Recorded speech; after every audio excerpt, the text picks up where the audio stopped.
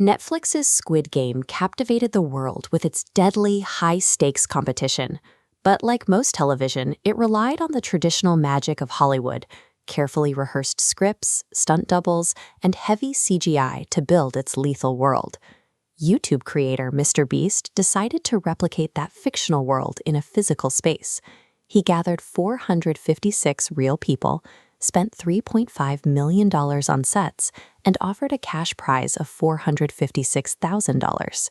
The challenge here is a logistical paradox. The crew had to simulate the intense psychological pressure and the high stakes of a death game while ensuring that none of these real-world contestants faced actual physical danger. Pulling this off required high-precision production engineering. The crew utilized technical illusions and tracking systems to replace scripted violence with safe, high-retention entertainment. The first game, Red Light, Green Light, presents a massive crowd control problem. When a player moves, the production needs a way to instantly and visibly eliminate them from the field without using a real projectile. The crew solved this by strapping custom wireless electronic devices to every player. When a contestant failed to hold their position, an operator triggered the device, bursting it open to release a small puff of smoke and safely simulate a hit on camera. Later in the competition, players faced the glass bridge. In the show, stepping on the wrong panel meant a vertical drop to the floor below. This schematic shows the engineering behind that hazard. Directly underneath the breakable transparent panels, the crew constructed a massive, expertly concealed foam pit.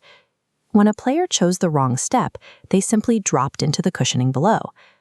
This granular approach to safety extended to every detail of the set. Even the celebratory steak dinner for the final 6 players utilized entirely plastic knives to guarantee a hazard-free environment. These physical illusions maintained the visual dread of the source material while strictly adhering to real-world legal and safety requirements.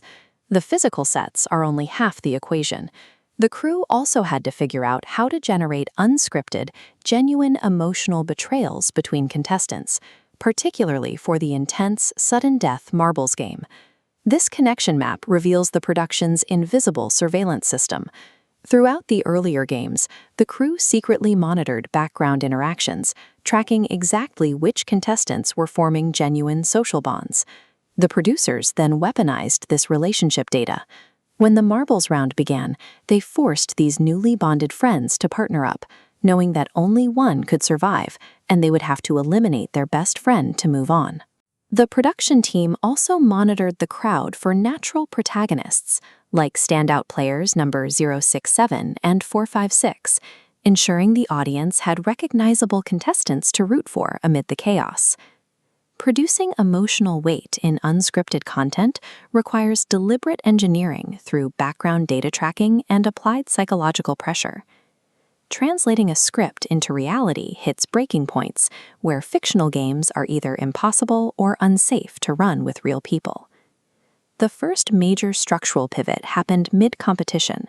Instead of allowing a violent, unmanageable nighttime brawl to thin the herd, the crew implemented a structured, localized game of paper flipping called Duckgy to safely eliminate players. The finale required an even bigger change. The crew replaced the complex Squid Game finale with a globally understood game of musical chairs to avoid rules confusion among the Western contestants. When $500,000 is on the line, the production must enforce verifiable fairness protocols. To guarantee this fairness, the crew utilized technical interventions. When the timer hit 0 on the glass bridge, they relied on slow-motion instant replay to verify which players were still standing on the platforms. They also used simple, analog physical solutions. During the musical chairs finale, the judge controlling the music was physically blindfolded to completely remove the possibility of human bias. Maintaining the structural integrity of a massive real-world game requires the willingness to prioritize verifiable rule enforcement over the original script. Ultimately, contestant 079 navigated these design systems to win the $456,000 prize. While the viewership numbers proved the audience demand, the operation itself demonstrated the power of complex logistical engineering. This production demonstrated that digital creators now manage the same logistical and technical complexity as traditional Hollywood studios.